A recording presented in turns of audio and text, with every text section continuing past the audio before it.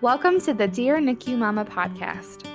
Our mission is to connect the past and the present NICU mom by bringing them out of isolation and into a sisterhood of women who can stand alongside each other as we heal and grow both in and out of the NICU. Our hope is that through interviews with trauma-informed medical and maternal mental health experts and vulnerable stories from NICU mamas themselves, that you would feel connected to the Dear NICU Mama sisterhood around the world.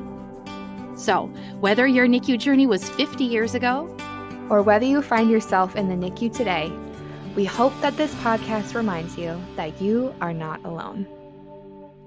Hi, friends, and welcome back to the Dear NICU Mama podcast, hosted by me, Martha, and me, Ashley.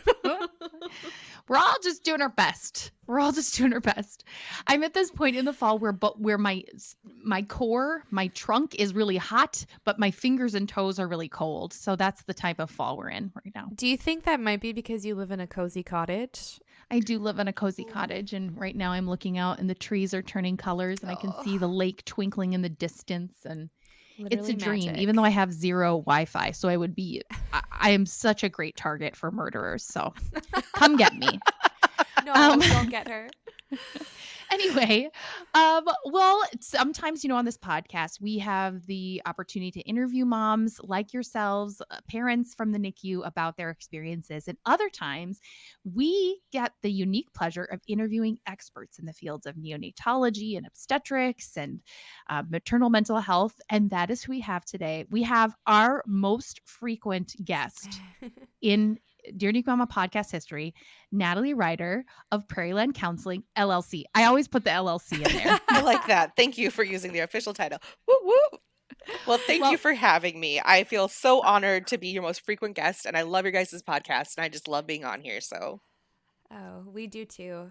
And it speaks so highly of you too, Natalie, and the culture that you've created at Prairieland, because we also had the opportunity to have your colleague, Jessica Hotchkiss, on. Oh, she was awesome, yeah. And she also brought just the most beautiful wisdom with so much compassion. And it was like, after the episode, we were like, of course she would have a colleague like Jessica on her team. Like, just true angel. You have just facilitated such a beautiful team culture. And it's really a gift to have you as a provider. well, thank you. And Jessica is amazing. Like, she is wow worthy. I feel like so honored that she wants to even think about working with me. And so, yeah, no, she's just amazing.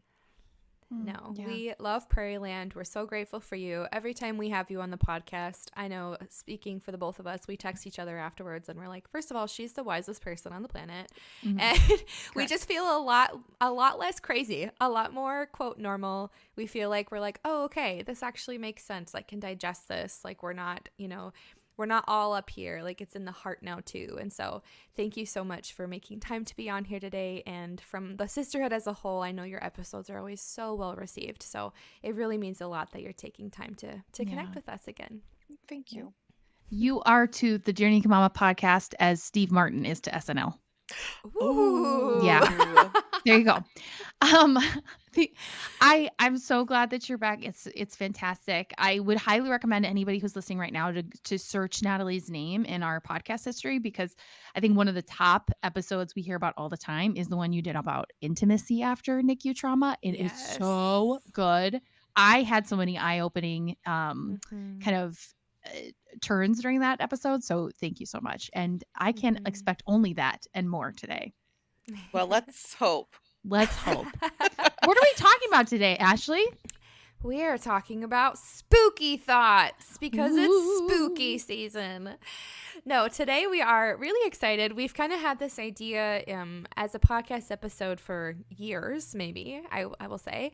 And we kind of wanted to time it with Halloween and the turning of the season with fall and talk about spooky thoughts, which, Martha, can you explain what spooky thoughts are? Yes, I think the clinical terminology is intrusive thoughts, but for today's podcast, we're talking about spooky thoughts as the thoughts that we don't want. They're unwanted and they pop into our heads. I could list off some right now, but I think I'll stop myself before I do that.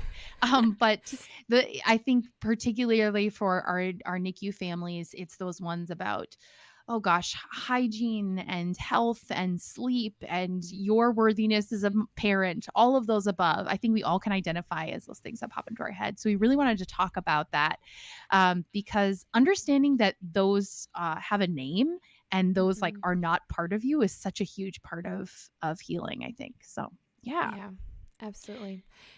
And I think once you know, in the NICU, when you kind of have that experience where you nearly lose your child or you're constantly in that fight or flight, you come home and it's not like those fears and worries necessarily just go away. In fact, sometimes they're exacerbated and you feel them even more because now Mm. you don't have the safety of what you had before. And so I'm excited to, like you said, name them and also hopefully have some tools of, okay, what can we do when we experience them? What is like a next gentle step that we can do to get ourselves out of those sticky, spooky thoughts? So Natalie, since you're the professional and we're two yahoos with microphones, Yep. can you actually, you're not a yahoo, you're the most gorgeous person I've ever met. But Likewise. Natalie, could you tell us how you define intrusive spooky thoughts for your clients? Yeah. So, like you said, like kind of like the clinical term can be like intrusive thoughts or just automatic thoughts. And I Mm. think, something that I really hope people can take away, particularly from this podcast, is like you said, that, these thoughts are just thoughts. They're distressing, not to say that they are not, but, thoughts generate from places that we can't control. And so they will just pop up. And my favorite analogy is like waves in the ocean. They're just always there. We don't necessarily control our thoughts, but we do control how we react to them. And so intrusive thoughts or spooky thoughts or scary thoughts, however you kind of want to think about them, are just thoughts that pop up. And they occur to almost everyone. I'm going to be if I'm ever quoting like a statistic or a study or something like that, it came from this really great book called "Dropping the Baby and Other Scary Thoughts" by Karen Kleinman. And so, in one study, it showed that 91% of moms and 88% of dads experienced scary intrusive thoughts. So we're talking about basically all parents are going to experience some sort of spooky or scary or intrusive thought at some point. And so again, I think really kind of, you know, normalizing or naturalizing, like this is a natural occurrence. It's part of the thing that helps us, take care and keep safe of our kiddos. Um, and so intrusive thoughts really are just the thoughts that pop up that we just really don't like. Yeah. Sorry, I feel like just hearing it said out loud again, it makes you think about, oh yeah, that's right. Because I think that you dropping the baby is such a good um one that you think about, because how many of us the first time you hold a baby, I'm like, oh my god, don't drop this baby, don't do it. Oh my gosh, am I gonna do it? Am I gonna do it? And Mhm. that was such a clear illustration for me to understand what one is and identify it in myself too. Yeah. So you've already kind of described this, but who typically experiences intrusive thoughts? And pretty much you said, you know, most people, every person. Yeah, Right. exactly. Most people experience intrusive thoughts. And, it might be like, as intrusive as, when we think about like littles, like a lot of them can be like safety based, some of them can be hygiene based, some of them can be, fear based or action based. There's a lot of different types of kind of these intrusive thoughts. But they kind of come out of nowhere. Um, and so just again, kind of just like this is just a natural occurrence that happens. It's not an abnormal experience. You're not crazy, and I'm quoting here, you know, Mhm. if you experience thoughts like these. Mm. Right. Would you still consider it an intrusive thought if it's like slightly delayed? So, for example, let's say that you were holding a baby all day and you didn't have those intrusive thoughts, and then you're laying in bed. I'm speaking from personal experience here, as if you can't tell, but you're laying in bed and you're like, what if I would have dropped that baby? What if this would have happened? What if this, is that the same thing as an intrusive thought, or is that more of like an anxious thought? Is there a difference? I think like the difference is a very like nuanced shade of gray. Sure. Like the thought itself is going to come in kind of from out of nowhere, where if you're just laying in bed and then all of a sudden it's like, what if I dropped the baby? Right. That's intrusive. And then and then like, what if I dropped the baby? This could have happened. And then if we start playing like the what if game, the anxious thoughts that follow that, that rumination piece. And, one of the things that we talk about, because one of the things I think with spooky thoughts is this idea that I am going to actually follow through with something. Like, Mm. there are some of the genre, like dropping the baby is like, what if I go down the stairs and I drop the baby down the stairs? Or thoughts of like causing like intentional harm. Like, what if I take this pillow and smother the baby? Or, what if I'm like fall and I trip in the kitchen and the baby gets hurt by a knife or something like that? Again, very intrusive thoughts. But what's interesting about intrusive thoughts is that the thought itself is not as powerful as the attention that we give it. We feel more anxious the more attention that we give the thought. And so that distress that we experience um, actually makes it so that we are less likely to follow through on like a scary thought or scary act that we're thinking about. And these are called ego dystonic thoughts. So it means that they're distressing to the core of who we are, which means that we Mm. are not likely to follow through on them. Mm. Just like somebody, who maybe has OCD, who fears like they've accidentally hit somebody, driving down the street. So they might circle the street 10 or 20 times. That's the compulsion piece, makes them actually, at a lower likelihood of accidentally hitting somebody because they have this feeling of being tense and on edge. Mm. Does that make sense? Yeah. Yeah. And would you say that intrusive thoughts, so kind of going back to like the motherhood piece, Mm-hmm. would you say that intrusive thoughts are more common in like those postpartum stages or in like when in pregnancy, or do they kind of, is there really no like, rhyme or reason for when they would occur?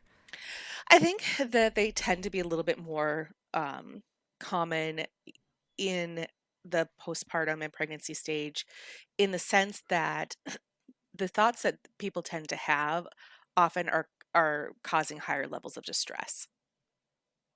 And so kind of this episode might be kind of hard just because like some of the thoughts that we talk about that are intrusive are really kind of scary thoughts, like the thought of like, I'm going to take the pillow and smother my baby. Like, Mm-hmm. we're not going to maybe have that type of thought, maybe like obviously like pre-pregnancy or something kind of like that. But once we have it and we're already heightened, we're Mm-hmm. already sleep deprived, we're already disconnected from some of our social connections, makes it likely so that those thoughts that we maybe normally would be like, well, that's weird, okay, I'm just going to kind of brush that off, make us more likely to react to it, which makes it more distressing. Yeah. In a way, though, I find it reassuring that it's actually a sign that you are the exact opposite of that thought. That having the thought actually means that your understanding of right and wrong is really strong, and your sense and ability to defend and take care of your baby is really strong too. So that is a huge relief for me too, to know that that's in it, because like you said, they kind of ebb and flow and change with your kids as well. Like, this is parenting essentially at a certain level, but yeah. Yeah, there's absolutely, like, research has shown that there's absolutely no correlation between having this kind of scary thought and acting or Mm. creating an act on it. So, what are some common, spooky or intrusive thoughts that you commonly hear, or you might imagine that we would hear from a NICU parent specifically? I think you've covered some of the kind of the broad Mhm. subject areas, and we probably could list off 10 or 12 for you individually as well. Well, I think that's a great question. And like, kind of going back to you guys, what are the ones that you guys hear? You know, maybe your top like 3 or 4 that you tend to hear, from your community.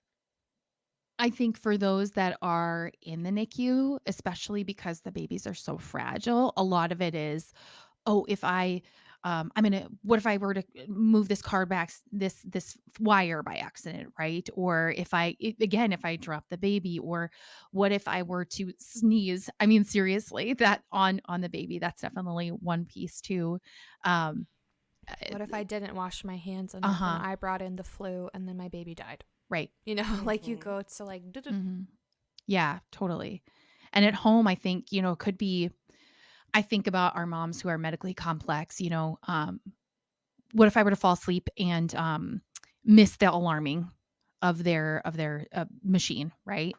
Um, or a lot of times washing things enough. Hygiene is huge, for sure. Like all those different types of things. Um, and I think too, some of those intrusive thoughts are about shame of self, right? Like the ones that pop up, like th what if the baby's better off without me, right? That type of thing. They're kind of layers into kind of the depression and the worries. And Mhm. I mean, I feel like I had intrusive thoughts a lot about like the police coming and be like, what if I was arrested? You know what I mean? It Mhm. sounds crazy, but that's why we're going through the kind of the spooky thoughts, because they are so opposite of who you are and the life that you're living right at that Yeah. moment. I know one mom has shared, because we know so many intricacies of our baby's like medical history. Mm. One mom said one intrusive thought she has is, what if I got in a car crash and died and nobody knew how to take care of them? Like you Right. have those intrusive thoughts too of like you being that primary caregiver. What if something happened to me and then my baby suffered because I got in a car crash, Mm. and that kind of thing. Yeah. And I know that's one that I think we all maybe experienced or is in the back of our heads or different things like that. You know what I'm noticing? Every single sentence starts with "what if." Yeah. Yep. Yeah. Natalie's looking at us like, yeah. Yep. Uh, Yeah. which is super interesting too, because again, it's not based in the reality of what's happening in the moment. It's this thing that kind of flutters through your brain. Um, And I think it can be really frustrating because mhm. both in the NICU and out of the NICU, all you want to do is bond with your baby. Oh yeah. And it feels like all that's preventing it is these spooky, intrusive thoughts. And you, first of all, didn't get to have the newborn experience that you wanted to have. But now you're trying to, and your brain just keeps having these intrusive thoughts that feel like it's preventing you from fully bonding with your baby. And so I know this isn't a question that we necessarily have on there, but what encouragement or wisdom would you give to moms who are trying to connect with their child but feeling like their intrusive thoughts are getting in the way? I think if if their intrusive thoughts are at a level of like it's preventing something, that it's getting in the way of something, then that's a great time to seek, a professional opinion or just kind of consult, whether it be like with like your OB or your child's pediatrician or, a mental health professional, like that's where we really kind of start to draw the line between, perhaps like anxiety that everybody experiences and an anxiety disorder is like the level of distress and impact on functioning. And so if you're telling me that, you're not able to bond, or you're feeling like your bond is impaired, then that might be something that, you'd come see me about, and we'd talk about it, and we kind of push through. But a lot about these intrusive thoughts is really kind of pushing through them. Like just kind of like labeling them. Sometimes I refer to them as like sticky thoughts. Um, because the more that you get into it, the stickier it becomes, like kind of like caramel or taffy. Like it's just like, and then you're just getting more and more stuck into this sticky thought. And so when these spooky thoughts come up, something that is, generally helpful is to, you can kind of just like label it, oh, I'm having a spooky thought, I'm having a scary thought, I'm having an intrusive thought. I understand that this is distressing to me, and yet I'm still going to cuddle with my baby. I'm still going to, maybe I'll do some reality checking with my partner and being like, I don't have a cold, right? I haven't had any symptoms. You think it's okay, so we can do a little bit of that, but we don't want to necessarily get into like reassurance checking with it, but just doing a little bit of the reality checking. Like, I don't have a cold. Like, I've washed my hands 3 times. I've done X, Y, or Z. The likelihood of this happening is very low. Mm. One question off of that is, again, we have, as NICU parents, experienced, unfortunately, the worst of the worst when it comes to your nightmares of children being ill and sick and in critical care. So, how do you distinguish between a sticky thought and a real thought, right? Um, well, I guess they're all real thoughts, but you know what I mean. Yes. Something that would be of real concern. Well, I think, and this kind of even kind of goes back to a little bit of kind of even like how we kind of dealt with some anxiety around the pandemic Mm, of like, so I've washed my hands 3 times. I've, made sure that, I don't have any cold symptoms. At this point, like, what risk is higher? The risk of me transmitting something to my baby or my risk of impeding my attachment to my child, mm, you know? Because the truth is that you got with, NICU, um, littles, and parents, you guys have experienced the worst of the worst and like the 1% or the 0.5% and things like that. And so even though it's like the chance is very, we talk about like a chance being kind of low, I can already hear the response of, yes, but I've already lived that right. chance. I've already experienced that low chance. And so then we kind of go into the, you've done everything that you can. There's Mm, nothing more to do. Now we need to go through and kind of push through that last level of distress and engage in the thing that we want to engage in. mm. And it sounds like that when it gets to that level where maybe it's you're having the trouble discerning, then maybe that's when it is good to find a professional to process through. Yeah, absolutely. Because we can talk about, like safety, because again, we don't want, again, everything is so nuanced and fine lined between, Mhm, what is a, reasonable safety guard and what is like an obsessive compulsive action or ritual, you know, and I yeah. think it varies so much from person to person, from diagnosis to diagnosis, from little experience to little experience. Um, and so I think, talking to somebody and having it be personalized towards your experience is so important. Yeah, absolutely.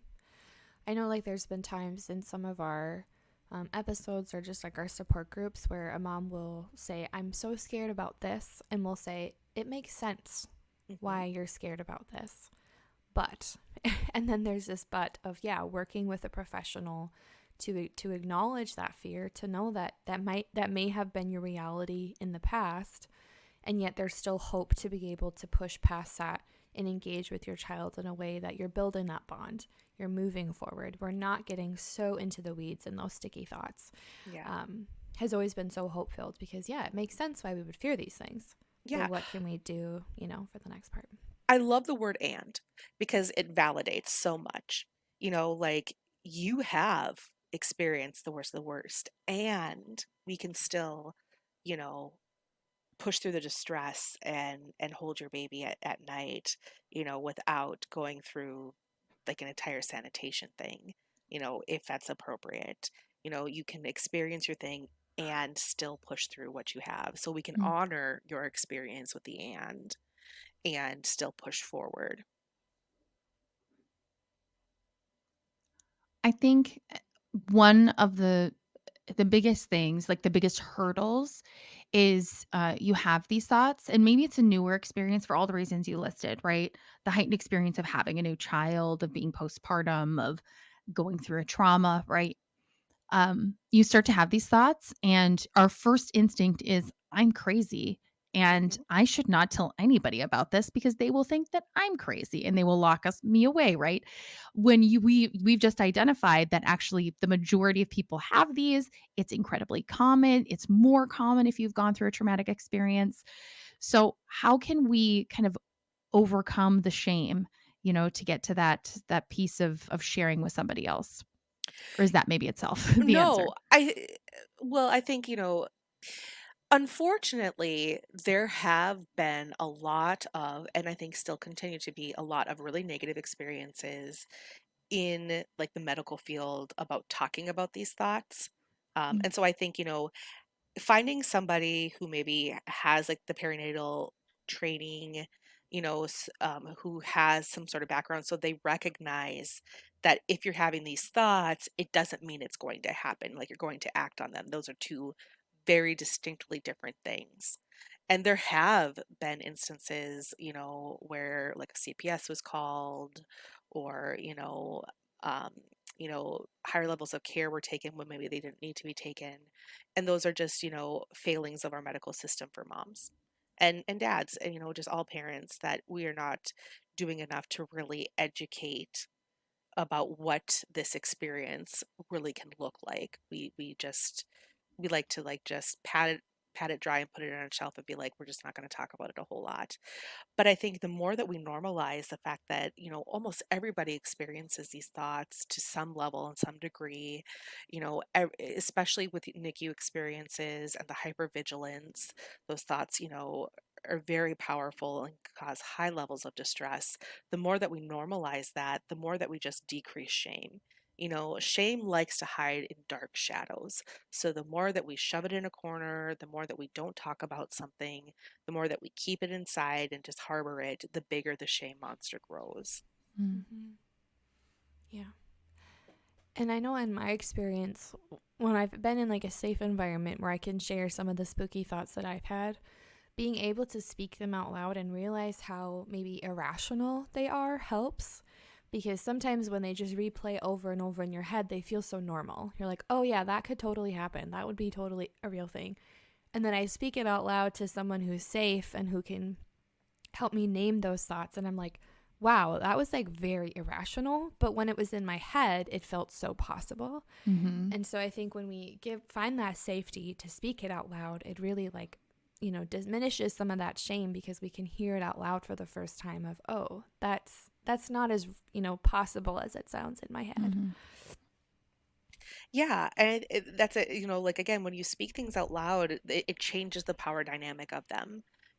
Like for some things, like when we say it out loud, we get very empowered about a thought, which is really great. And sometimes when we say a thought out loud, we are able to be like, oh, wait a minute. You know, like a really great analogy is like when you are sitting, when you're laying in bed and you're in the dark and you see a shadow, in the corner of your room, your mind races and you just don't know what it could be. But when you turn on the light, you realize it's a shirt on the back of a chair. Mm. Yeah. And so, like, the more that we're able to shine light, to talk about, to just name, the more that we're just turning on lights and being like, oh, that's a shirt on the back of a chair. Mm-hmm. Right. And just like with anything, Dear NICU Mama related or trauma healing related, community is essential to feeling that solidarity of, oh, it's not just me. Oh, I'm not the only one that has these thoughts. And so I hope to all moms listening that you hear that loud and clear, that this is common, that you're not the only one, that you're not broken, that there are other women and men who experience this as well, and you're not alone in these spooky thoughts. Mm-hmm. Yep, absolutely. Again, like I can't like echo what you said, Ashley, enough, just that this is a common experience. And you know, these thoughts are going to happen. What matters is how we react to them. Mm-hmm. And that's the thing that we have control of. We may not necessarily have control of these thoughts that kind of come in because they're like waves, they just generate and they're there. But what matters is like how far into the ocean we go, how we react to the thought. Yep. Yeah. Hmm. One might say that the thoughts aren't spooky, but the shame is. Ooh. That's the real monster in the dark. Am I right? Martha's been waiting to is. share that. She was Yes. holding that one. She was like, ready to let that low. I think it's so true that just like the clarity when you throw the light of day on something like that. Oh my gosh, I've had that experience so many times when I say something out loud, especially early on when I was sharing about when JJ came home and I was having what I lovingly refer to as my Sylvia Plath days. I remember telling that to someone and they were like, "Oh, I totally had all of those thoughts." Even when I first heard the name of that book, Karen Kleiman's book, Dropping the Baby, I remember thinking, "Oh, other people have that thought too." It just never occurred to me that it was a common experience. And like you always say in the vein of self-compassion, right? Understanding shared experience is what allows us to give like unlimited grace to ourselves, because you know what? You've already been through enough, NICU parents. You don't need to beat yourself up about this too. You know, you It's so true. deserve love and support and peace for yourself. Yeah. Yeah. Yeah. Well, and not to put you on the spot, Natalie, I know we do this a lot on our episodes with you. Or it's But like, could we time do to do a juggling routine. Yes.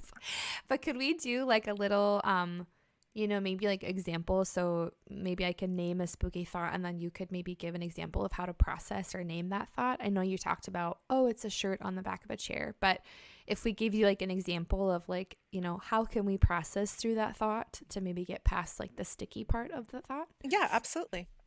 Okay. So maybe let's just use that example of, dropping the baby or sleeping through the alarm maybe. So, what if I slept through the alarm, didn't count the breaths tonight, and something terrible happened? Okay. So, what is the likelihood of that happening? How many times have you slept through the alarm before? None. None. Okay. So far we have 100% or like a perfect batting average that we will wake up to the alarm. So what we're going to do is just reassure ourselves with the fact that I have not slept through the alarm yet. And so I'm going to keep my batting average, kind of keep it going. And I'm just going to kind of label this as an anxious thought and go ahead and move on.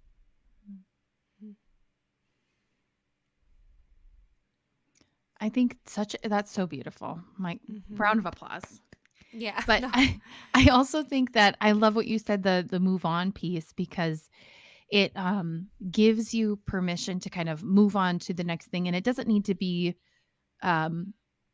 whatever comes next can be something that brings you joy and comfort too. I know that there's this feeling like we need to like flagellate ourselves for having had to gone through this experience at all, but then you can go and do something that is good. Maybe you can go and play with your baby or drink some water for God's sakes, or make sure that you have a good meal. It might be a clue that you can do something for yourself then that makes you feel comfortable. Well, and that's exactly it, is that I think, instead of, viewing these scary thoughts as the fire, viewing these scary thoughts as the smoke from the fire. These scary thoughts are really just indicators that you're probably feeling pretty anxious and some sort of need is not being met. I'm not sleeping. I'm not feeling connected. I haven't eaten very well. I'm not taking care of myself. You know, I need to go and do one of these things. I'm And sorry, I'm laughing because it's like very true. I'm like, oh yeah. Oh boy, so funny. yeah, but like this is just an indicator. Apparently, I'm all about like the analogies this episode. I'm all Yes, like I love it. smoke, waves. You go, Steve Martin. You go. Yes. But I really like this one though, because like it really is not necessarily like the thing that's actually causing the distress is not I mean the thought causes the distress, but usually it's an indicator that I'm not doing something else. Mhm. Right. One thing it sounds really silly, but one thing that I've started to do very slowly is if I catch an intrusive thought and I do kind of that exercise where I call it what it is and I say it's spooky, I move on, telling someone that you love that you did that. Like kind of allowing like a little moment of celebration. I know I've done that with you, Martha, of like, you'd be so proud of me. I had this thought and I didn't like ruminate on it for an hour, but just like allowing yourself to have a moment of celebration of like, you know what? I did that. I didn't get stuck in that thought today. I just want to celebrate that with someone has been kind of like a little win in my life of, okay, like I'm taking that active step forward. Doesn't happen every day, but when it does, sometimes I'll message someone that I love just to kind of get some of that camaraderie of, you did it. Way to go. Absolutely. Positively reinforce that behavior as much as you absolutely can. Like I think, talking to somebody, getting a hell yeah, getting a pat on the back, like absolutely you should do that because it is hard. It is hard to change behavior. And so it is, as weird as it sounds, it is actually easier, or the path, I shouldn't say easier, it is the path of least resistance to feed into the what if game. Mhm. To like let our minds just run there. It takes a lot to pull it back and to try to move on to something else. And so you absolutely should be congratulated, should be celebrated, should just be proud of the work that you're Mhm. doing. Yeah. I'm so grateful that we live in this generation because there's like Yes. this amazing cohort of parents who are just like, I'm going to do the hard thing and I'm going to take care of myself. And that's better for our kids, right? Mm-hmm. Oh gosh. Anyway, I'm thinking of all the boomers I know and love right now. I think the last question I have, unless you have anything else, Ash. No. The last question is the big one is, does having intrusive thoughts make me a bad mom or a bad parent? Absolutely not. It just makes you a parent. Well, that's great. That's like the most beautiful way you could have said that. That's the name of your book. Okay. Yeah, I'm getting to that. Yeah. Oh man. We definitely encourage, if you want to learn more about intrusive thoughts, Karen Kleiman has founded the Postpartum Stress Center probably like 30 years ago. She's Mhm. awesome. And she has Dropping the Baby, but also she had a book come out that's like all of their incredible comics that they've posted on their website. Yes. Those are so cool. Actually, you're the one that first told me about those, Natalie. They're amazing. It's little diagrams, these little comics of parents kind of talking to each other, and they say something, like, how are you doing today? And the new mom says, I'm fine. But then you see the thought bubble that has actually all of her running intrusive thoughts in it. They're so powerful and cool. I believe that book's called Good Moms Have Scary Thoughts, Mhm. and it's fabulous. In fact, at our upcoming event for Courage Lives Here, one of our speakers is Hillary Waller, who is Karen Kleiman's associate from the Postpartum Stress Center. So we're so jazzed about that. But honestly, Natalie, you are just the bee's knees. And we are so grateful for you and our community and all the wisdom you have to share.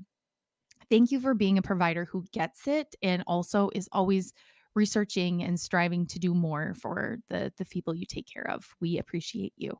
I appreciate you guys. I just love being on this podcast. You know, so I appreciate the work that you guys do to just support parents who have gone through such a unique experience, and are so deserving of attention and and acknowledgement of their courage. Beautiful. Well, I echo what Martha said, Natalie. Thank you so much for being here. And to all of our NICU mamas or NICU parents listening to this episode, we just hope that you feel encouraged and validated that you are not your thoughts. And like Natalie said, you are not a bad parent. You're a parent. These thoughts are normal. I know it's frustrating. We also acknowledge the frustration of having these thoughts when you're in the midst of your healing and all you want to do is bond with your baby and it feels like you're having to do more work to battle these thoughts. We also just want to commend you for the healing that you're doing. And just know that you're not alone. This healing journey is lifelong, but this sisterhood is here for you, is rooting for you, and we see you as the remarkable mom that you are. So NICU Mamas, we will be back next week. We hope that this Halloween season has less spooky thoughts and more happy thoughts and more spooky candy. So with that, we will be back next week with another episode, but thank you so much for being here with us today. You are loved. Thank you so much for listening to this week's episode of the Dear NICU Mama podcast. If you loved this episode, we'd be so grateful for a review on any of the podcast platforms. And we'd love to continue connecting with you via our social media pages or a private Facebook group. And ultimately, NICU Mama, welcome to the sisterhood.